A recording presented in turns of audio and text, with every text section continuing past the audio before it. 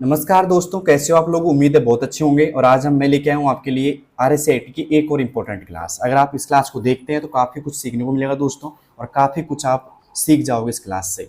दोस्तों, पहला क्वेश्चन हमारे सामने है कि कंप्यूटर में इनपुट डिवाइस का मुख्य कार्य क्या है। कंप्यूटर में इनपुट डिवाइस का मुख्य कार्य क्या है। पहला, डेटा को प्रोसेस करना। दूसरा ऑप्शन, डेटा को संग्रहित करना। तीसरा ऑप्शन, डेटा को कंप्यूटर में प्रविष्ट करना या डेटा को आउटपुट में बदलना। बताइए दोस्तों, इनपुट डिवाइस का क्या काम होता है। अगर आपको आता है इसका जवाब तो आप दे सकते हैं दोस्तों आसानी से। ठीक है, मुझे बताइए इनपुट डिवाइस का क्या काम होता है भाई। अगर आपको आता है तो आप आराम से इसका आंसर दे सकते हैं दोस्तों। बताइए इनपुट डिवाइस का क्या काम होता है। ठीक है, कंप्यूटर में इनपुट डिवाइस का क्या काम होता है दोस्तों। वो काम होता है दोस्तों, एक तरीके से बताता हूँ मैं आपको। ठीक है, डेटा को प्रोसेस करना, डेटा को संग्रहित करना, डेटा को कंप्यूटर में प्रविष्ट करना। दोस्तों, जो इनपुट डिवाइस से काम होता है वो होता है कंप्यूटर, डेटा को कंप्यूटर में प्रविष्ट करना। क्या होता है दोस्तों, डेटा को कंप्यूटर में प्रविष्ट करना होता है। तो option C is right. Okay, उम्मीद है समझ में आ गया होगा कि कंप्यूटर में प्रविष्ट करना है, प्रोसेस करना एक तरीके से। ठीक है, अब चलते हैं दोस्तों अगले सवाल की तरफ। अगला सवाल है हमारे पास में दूसरा, सीपीयू का कौन सा भाग सभी गणितीय और तार्किक कार्यों को करता है।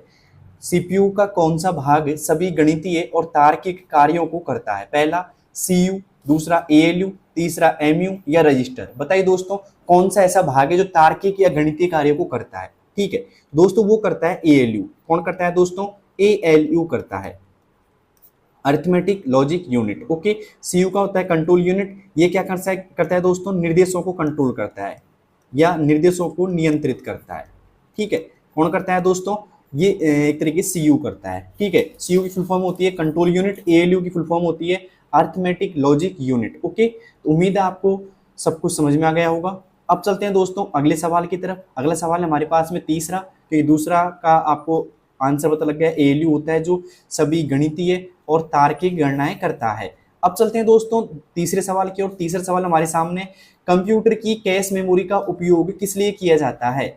कंप्यूटर की कैश मेमोरी का उपयोग किस लिए किया जाता है। पहला ऑप्शन है डेटा को स्थायी रूप से संग्रहित करने के लिए, सीपीयू की गति बढ़ाने के लिए, इंटरनेट चलाने के लिए या हार्ड डिस्क को नियंत्रित करने के लिए। बताइए दोस्तों, कंप्यूटर की कैश मेमोरी का उपयोग किस लिए किया जाता है। जल्दी से बताइए दोस्तों। डेटा को स्थायी रूप से संग्रहित करने के लिए, सीपीयू की गति बढ़ाने के लिए, इंटरनेट चलाने के लिए या हार्ड डिस्क को नियंत्रित करने के लिए। दोस्तों यहाँ पे जो कैश मेमोरी का जो उपयोग किया जाता है वो किया जाता है दोस्तों सीपीयू की गति को बढ़ाने के लिए। क्या दोस्तों, सीपीयू की गति को बढ़ाने के लिए। क्लियर यहाँ तक का। अब चलते हैं दोस्तों अगले सवाल की तरफ। अगला सवाल हमारे सामने चौथा सवाल, निम्नलिखित में से कौन सा ओपन सोर्स ऑपरेटिंग सिस्टम है। निम्नलिखित में से कौन सा ओपन सोर्स ऑपरेटिंग सिस्टम है। विंडोज, लिनक्स, एमएस डॉस है ना, या फिर मैक ओएस। बताइए दोस्तों, कौन सा ओपन सोर्स ऑपरेटिंग सिस्टम है। दोस्तों ये है लिनक्स। कौन सा है दोस्तों, लिनक्स है। ओके, अब चलते हैं दोस्तों पांचवें सवाल की ओर। पांचवा सवाल है दोस्तों, कंप्यूटर में बूटिंग प्रोसेस का अर्थ है। कंप्यूटर में बूटिंग प्रोसेस का अर्थ है कंप्यूटर को बंद करना, कंप्यूटर को स्टार्ट करना और ओएस लोड करना, सॉफ्टवेयर इंस्टॉल करना या सीपीयू रीसेट करना। बताइए दोस्तों, बूटिंग प्रोसेस का अर्थ है कंप्यूटर में क्या होता है दोस्तों। दोस्तों यहाँ पे बूटिंग प्रोसेस का जो प्रोसेस होता है बूटिंग का कंप्यूटर में, वो होता है दोस्तों कंप्यूटर को स्टार्ट करना। क्या होता है दोस्तों, कंप्यूटर को स्टार्ट करना, ओएस लोड करना। क्लियर है तक का। B option is right. अब चलते हैं दोस्तों छठे सवाल की ओर। छठा सवाल हमारे सामने, वर्चुअल मेमोरी का प्रयोग कब होता है। वर्चुअल मेमोरी का प्रयोग कब होता है। पहला, जब रैम कम पड़ जाती है। दूसरा, जब सीपीयू बंद हो जाता है। तीसरा, जब रोम ओवरलोड हो जाती है, या जब प्रिंटर काम नहीं करता है। बताइए दोस्तों, वर्चुअल मेमोरी का जो प्रयोग कब किया जाता है।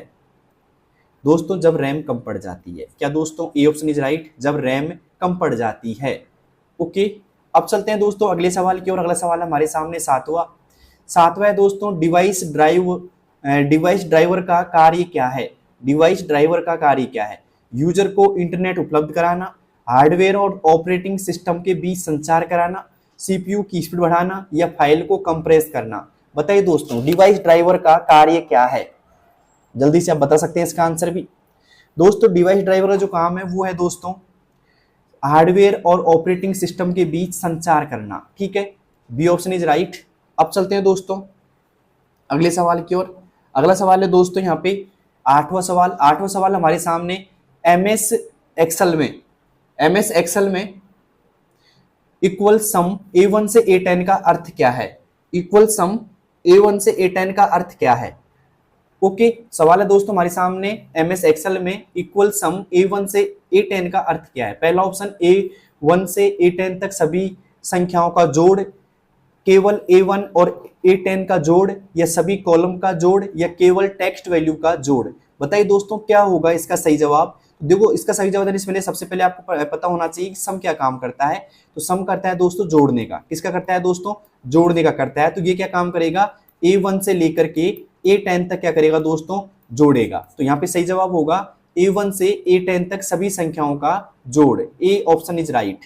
किस किस का सही भाई कमेंट बॉक्स में आप दे सकते हो। और अभी तक अगर आपने वीडियो को शेयर नहीं किया तो आप शेयर कर सकते हो आराम से। अब चलते हैं दोस्तों अगले सवाल की और। अगला सवाल हमारे सामने नवा सवाल क्या है दोस्तों, ध्यान से देखना। एमएस वर्ड में मेल मर्ज का उपयोग किस लिए किया जाता है? एमएस वर्ड में मेल मर्ज का उपयोग किस लिए किया जाता है? पहला एनिमेशन बनाने के लिए, दूसरा ऑप्शन आ रहा है एक साथ कई लोगों को व्यक्तिगत पत्र बनाने के लिए, तीसरा ऑप्शन डाटा को इनक्रिप्ट करने के लिए, या फाइल को कंप्रेस करने के लिए। बताइए दोस्तों क्या होगा इसका सही जवाब। मेल मर्ज का एमएस वर्ड में क्या प्रयोग होता है? दोस्तों अगर आपने एमएस वर्ड ओपन किया हो, चलाया हो, तो मेल मर्ज का जो उपयोग होता है वो होता है दोस्तों एक साथ कई लोगों को व्यक्तिगत पत्र बनाने के लिए। एक साथ कई लोगों को व्यक्तिगत पत्र बनाने के लिए B option is right. Okay, अब चलते हैं दोस्तों अगले सवाल की ओर। अगला सवाल हमारे पास में 10वां यहाँ पे, पावर पॉइंट में ट्रांजिशंस या ट्रांजिशन का उपयोग कहाँ होता है? पावर पॉइंट में ट्रांजिशन का उपयोग कहाँ होता है? स्लाइड के अंदर टेक्स्ट पर, स्लाइड बदलते समय, प्रभाव यानी कि इफेक्ट के लिए, केवल एनिमेशन पर, या हाइपरलिंक बनाने के लिए। बताइए दोस्तों क्या होगा इसका सही जवाब। दोस्तों इसका सही जवाब होगा स्लाइड बदलते समय, प्रभाव यानी कि इफेक्ट के लिए। ठीक है, B option is right. Slide बदलते समय, प्रभाव, इफेक्ट के लिए। ओके, अब चलते हैं दोस्तों अगले सवाल की ओर। अगला सवाल हमारे सामने 11वां। और मुझे बताइए 10 में से आपके कितने सही हो गए भाई। कौन कौन ऐसे बंदे जिनके 10/10 सही हो गए हैं वो कमेंट बॉक्स में आप बता सकते हो मुझे। अब चलते हैं दोस्तों अगले सवाल की ओर। अगला सवाल हमारे सामने 11वां दोस्तों, आईपी एड्रेस का उपयोग किस लिए किया जाता है? आईपी एड्रेस का उपयोग किस लिए किया जाता है? कंप्यूटर की पहचान के लिए, नेटवर्क पर, दूसरा ऑप्शन डेटा को सुरक्षित रखने के लिए, पासवर्ड बदलने के लिए, ये केवल ईमेल भेजने के लिए। बताइए दोस्तों आईपी एड्रेस का क्या उपयोग किया जाता है? अगर आपको आता है तो जल्दी से आप कमेंट बॉक्स में दे सकते हैं इसका आंसर। दोस्तों आईपी एड्रेस का जो उपयोग किया जाता है वो किया जाता है दोस्तों कंप्यूटर की पहचान के लिए, नेटवर्क पर। कंप्यूटर की पहचान के लिए नेटवर्क पर। A option is right. Computer की पहचान के लिए नेटवर्क पर। अब चलते हैं दोस्तों अगले सवाल की ओर। अगला सवाल हमारे सामने 12वां, IPv6 एड्रेस कितने बिट का होता है? अब बात की जा रही है दोस्तों यहाँ पे IPv6 की। ठीक है, IPv6 एड्रेस कितने बिट का होता है भाई? 32 का होता है, 64 का होता है, 128 का होता है, या 256 का होता है? दोस्तों बात करें यहाँ पे IPv6 एड्रेस की, तो मैंने पिछली वीडियो में बताया था दोस्तों इसके बारे में। अगर आपको आता है तो आप आसानी से इसका आंसर दे सकते हो कमेंट बॉक्स के अंदर। नहीं आता तो देखिए दोस्तों, IPv6 एड्रेस जो होता है दोस्तों वो होता है दोस्तों यहाँ पे 128 बिट का। कितना होता है दोस्तों? 128 बिट का होता है। क्लियर यहाँ तक का? तो अब यहाँ पे ऑप्शन आएगा C option is right, 128 bit का होता है। अब चलते हैं दोस्तों अगले सवाल की ओर। अगला सवाल हमारे सामने 13वां सवाल है दोस्तों, फिशिंग अटैक का अर्थ है। फिशिंग अटैक का अर्थ है क्या है दोस्तों? फिशिंग अटैक का अर्थ तो पासवर्ड हैकिंग, नकली वेबसाइट या ईमेल से यूजर की जानकारी चुराना, एंटीवायरस इंस्टॉलेशन, या फिर फायरवॉल का प्रयोग करना। दोस्तों बात करें फिशिंग का जो एक तरीके से संबंध होता है वो ईमेल से होता है ज्यादातर। ठीक है, और यहाँ पे सही जवाब होगा नकली वेबसाइट या ईमेल से यूजर की जानकारी चुराना। तो बी ऑप्शन इज राइट। क्या दोस्तों? B option is right. Okay, किस किस ने बी ऑप्शन किया भाई पहले से ही? तो उम्मीद है क्लास आपको पसंद आ रही होगी। पसंद आ रही तो एक बार लाइक करना और शेयर आप करो सभी दोस्तों के पास जिनकी हाल फिलहाल में एग्जाम है RSCIT की। ठीक है, अब चलते हैं दोस्तों 14वें सवाल की ओर। 14वां सवाल हमारे सामने क्या है, देखिए ध्यान से। फायरवॉल का प्रयोग किस लिए होता है? डाटा बैकअप के लिए, अनऑथराइज एक्सेस के लिए, एक्सेस रोकने के लिए, फाइल कंप्रेशन के लिए, या प्रिंटर कंट्रोल के लिए। बताइए दोस्तों क्या उपयोग होगा यहाँ पे फायरवॉल का प्रयोग किस लिए होता है, जल्दी से आप कमेंट बॉक्स में मुझे बता सकते हैं दोस्तों। दोस्तों इसका सही जवाब होगा वो होगा अनऑथराइज एक्सेस रोकने के लिए, बी ऑप्शन इज राइट। ठीक है, अब चलते हैं दोस्तों 15वें सवाल की ओर। 15वां सवाल है हमारे सामने, ईमेल में बीसीसी यानी कि देखो बीसीसी फुल फॉर्म क्या है दोस्तों, ब्लाइंड कार्बन कॉपी का अर्थ है। कई बार सवाल ये भी आ सकता है कि बीसीसी की फुल फॉर्म क्या होती है भाई, ब्लाइंड कार्बन कॉपी होती है। ठीक है, और यहीं से एक सवाल बनता है सीसी, सीसी की क्या होती है दोस्तों, कार्बन कॉपी होती है। क्या होती है दोस्तों, कार्बन कॉपी होती है। ये अगला सवाल मान लेना एक तरीके से, भाई कार्बन कॉपी सीसी की फुल फॉर्म होती है। ठीक है, अब यहाँ पे बात करें सभी प्राप्त, देखो ईमेल में बीसीसी यानी ब्लाइंड कार्बन कॉपी का अर्थ है सभी प्राप्तकर्ता को दिखाई देगा, केवल छुपे हुए प्राप्तकर्ता को दिखाई देगा, किसी को भी दिखाई नहीं देगा, या केवल सर्वर को दिखाई देगा। बताइए दोस्तों क्या होता है इसका सही जवाब। तो यहाँ पे है केवल छुपे हुए प्राप्तकर्ता को दिखाई देगा। क्लियर यहाँ तक का, मतलब एक तरीके से डिटेल गुप्त रखी जाती है। क्या रखी जाती है दोस्तों, गुप्त रखी जाती है डिटेल को। क्लियर यहाँ तक का। अब चलते हैं दोस्तों अगले सवाल की ओर। अगला सवाल हमारे पास में यहाँ पे 16वां सवाल है दोस्तों, यूआरएल। यूआरएल का फुल फॉर्म है यहाँ पे यूनिफॉर्म रिसोर्स लोकेटर। यूआरएल मतलब यूनिफॉर्म रिसोर्स लोकेटर का सही उदाहरण कौन सा है। बताइए दोस्तों, यूआरएल यानी कि यूनिफॉर्म रिसोर्स लोकेटर का सही उदाहरण कौन सा है, www.google.com, गूगल डॉक, या फिर सी ड्राइव, या फिर यहाँ पे आ रहा है आईपी एड्रेस। बताइए दोस्तों यूआरएल का सही उदाहरण कौन सा है, यहाँ पे इनमें से कौन सा आपको यूआरएल लग रहा है। कई बार आ जाता है कि भाई इनमें से कौन सा यूआरएल है। तो यूआरएल किसे कहते हैं दोस्तों, इंटरनेट के पते को कहते हैं, जो भी आप सर्च करते हो उस पते को कहते हैं। तो यहाँ पे सही जवाब होगा यहाँ पे www.google.com। तो ये क्या है दोस्तों, आपका यूआरएल है। क्या है दोस्तों, ये यूआरएल है एक तरीके से। क्लियर यहाँ तक का, तो A option is right. URL आपको पता लग गया है दोस्तों, यहाँ पे ऐसा यूआरएल होता है। ठीक है, ओके। तो इंटरनेट के पते को क्या कहते हैं दोस्तों, यूआरएल कहते हैं। क्लियर यहाँ तक का, या फिर जो भी आप साइट सर्च करते हो है ना, उसे हम यूआरएल कहते हैं। क्लियर यहाँ तक का। अब चलते हैं दोस्तों 17वें सवाल की, और 17वां सवाल है यहाँ पे, क्लाउड कंप्यूटिंग का मुख्य लाभ क्या है। क्लाउड कंप्यूटिंग का मुख्य लाभ क्या है, डेटा लोकल ड्राइव पर रहता है, डेटा केवल ऑफलाइन उपलब्ध होता है, डेटा को ऑनलाइन कहीं से भी एक्सेस किया जा सकता है, केवल ईमेल भेजने के लिए। बताइए दोस्तों क्लाउड कंप्यूटिंग क्या होता है, जल्दी से आप कमेंट बॉक्स में मुझे बता सकते हैं इसका आंसर। अंतर तो क्या है दोस्तों, आंसर बताओ इसका। दोस्तों इसका जो सही जवाब होगा वो होगा डेटा को ऑनलाइन कहीं से भी एक्सेस किया जा सकता है, डेटा को ऑनलाइन कहीं से भी एक्सेस किया जा सकता है। अब चलते हैं दोस्तों 18वें सवाल की ओर। 18वां सवाल है, HTTP का पूरा नाम क्या है।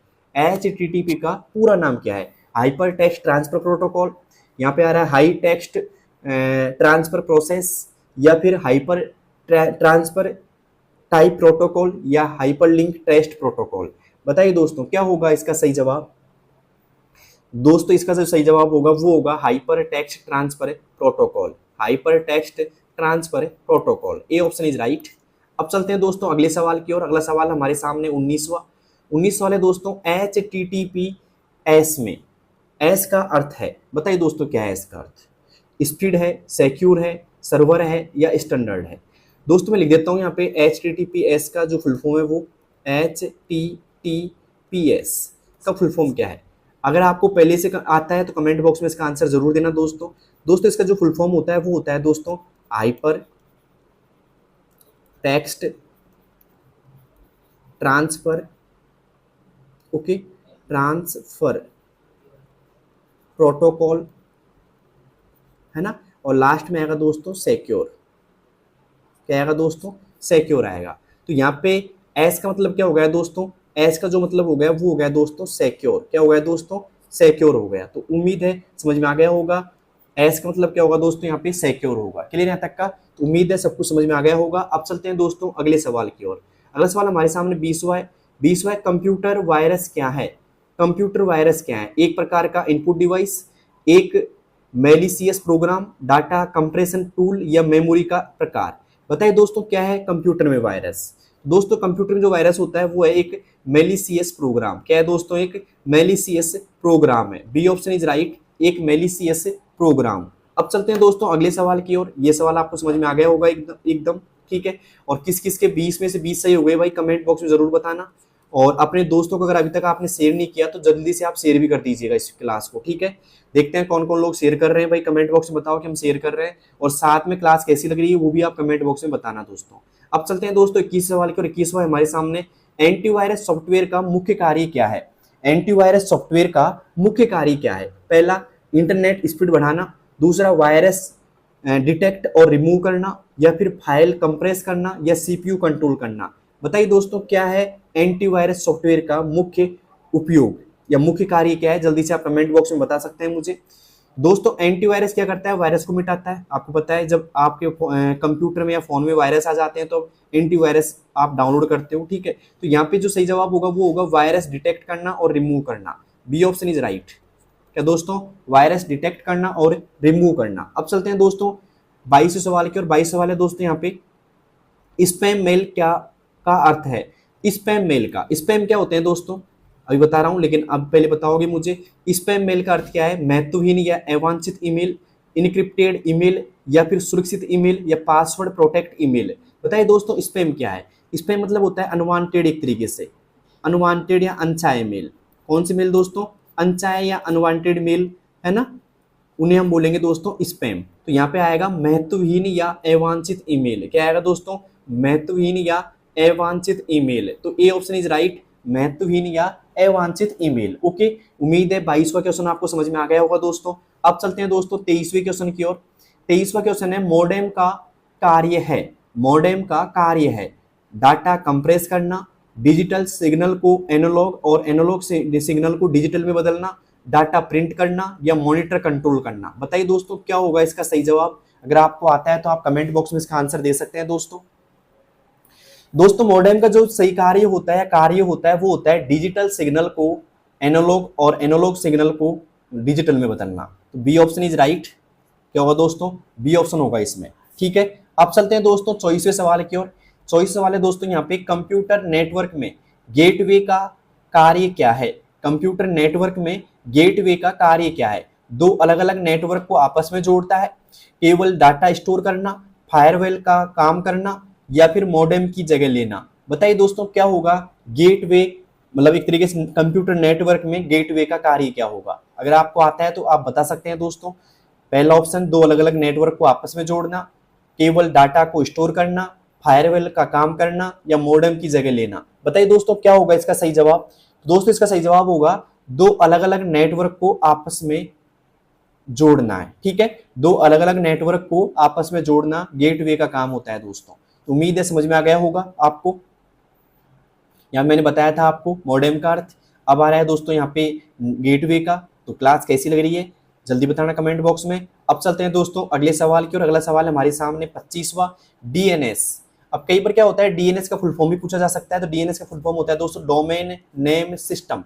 क्या होता है दोस्तों, डोमेन नेम सिस्टम होता है का कार्य क्या है। मतलब डीएनएस का कार्य क्या है, डोमेन नेम को आईपी एड्रेस में बदलना, डाटा इनक्रिप्ट करना, ईमेल भेजना, या बैकअप लेना। बताइए दोस्तों क्या है डीएनएस का उपयोग या कार्य। दोस्तों यहाँ पे डीएनएस का जो कार्य है वो है दोस्तों डोमेन नेम को आईपी एड्रेस में बदलना। क्या है दोस्तों, डोमेन नेम को आईपी एड्रेस में बदलना। A option is right, domain name को आईपी एड्रेस में बदलना।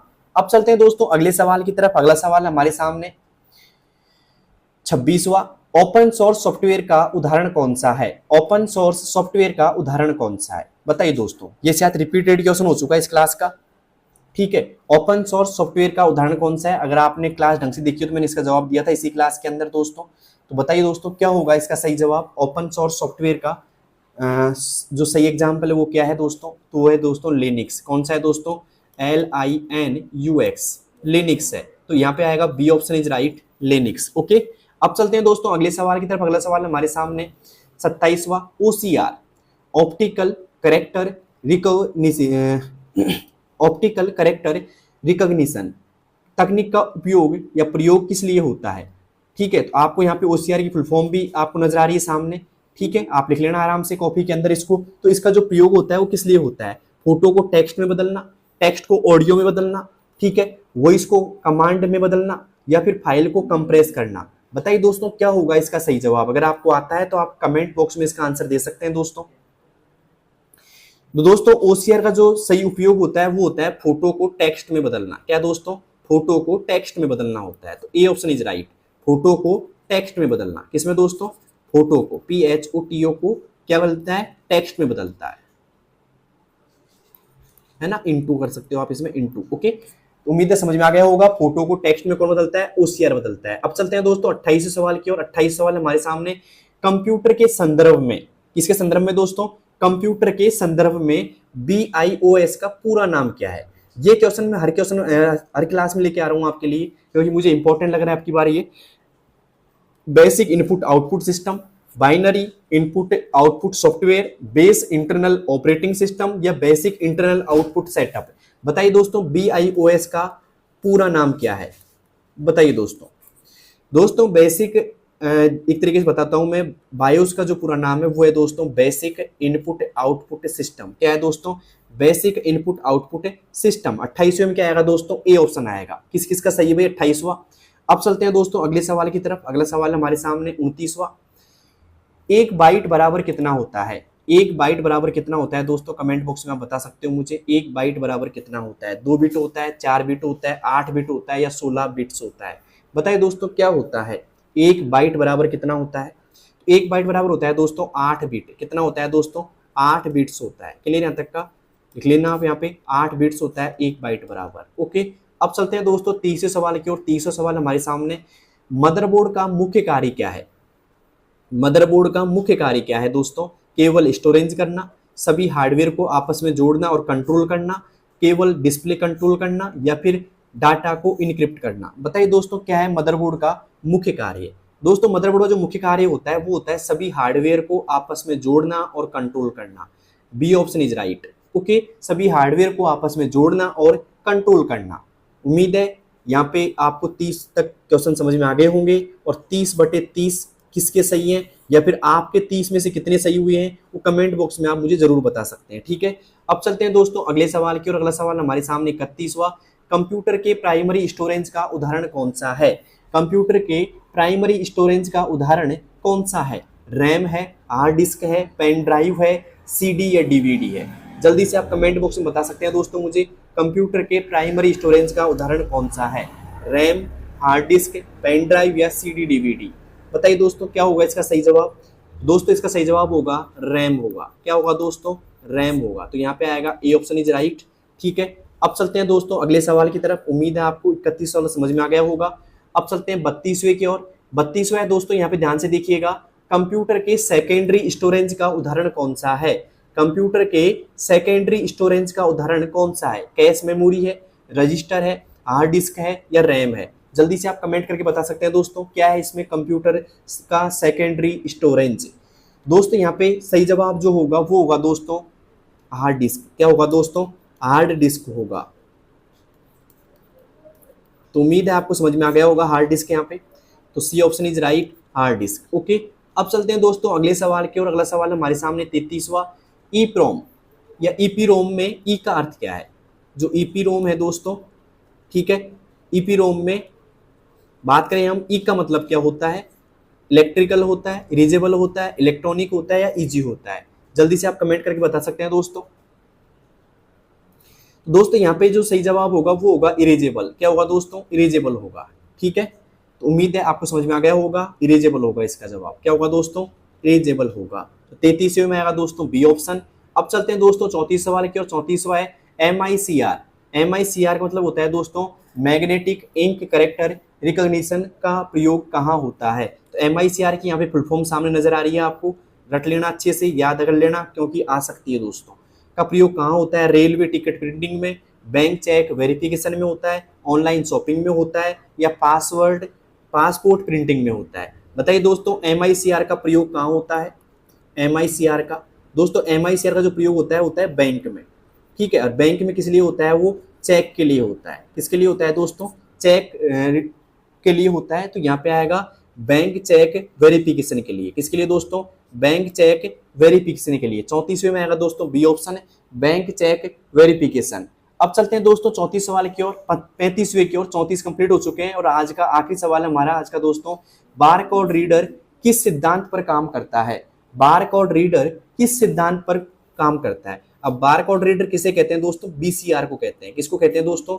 बीसीआर का फुल फॉर्म क्या है दोस्तों? बार कोड रीडर होता है। किस सिद्धांत पर काम करता है?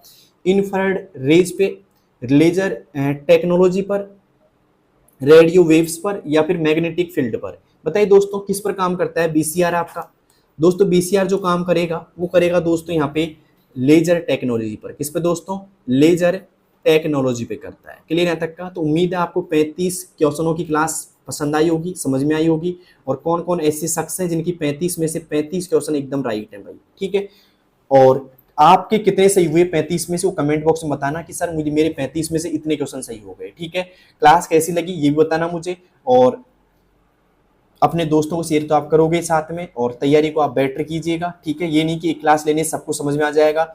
आप मेरी पूरी प्लेलिस्ट देखिए दोस्तों, ठीक है, जिससे आपको सारी क्वेश्चन समझ में आएंगे दोस्तों। ठीक है, और उम्मीद है आप अच्छे से क्लास देख रहे होंगे, उम्मीद है आपकी तैयारी बेटर करोगे आप। ठीक है, तो लगातार क्लास देखते रहिए। ठीक है, और मैं भी पूरे क्वेश्चंस मतलब एक तरीके से पूरी कोशिश करूंगा एक से एक महत्वपूर्ण क्वेश्चन आपको बताने के लिए। ठीक है, आपकी इस एग्जाम के लिए बहुत महत्वपूर्ण क्लास लेके आऊंगा दोस्तों मैं, और ये क्लास भी बहुत महत्वपूर्ण है वैसे। ठीक है, और आने वाली मेरी सारी क्लास एकदम महत्वपूर्ण होने वाली है, तो आप सभी को देखना, इसलिए आपको चैनल को सब्सक्राइब करना पड़ेगा, जिससे आपको सारे अपडेट मेरे मिलते रहे दोस्तों। और अपने दोस्तों के पास जरूर शेयर करना, जिससे उनको भी इस क्लास से बेनिफिट मिले दोस्तों। मिलते हैं दोस्तों अगली क्लास में, तब तक के लिए बेस्ट ऑफ लक। धन्यवाद दोस्तों, थैंक यू।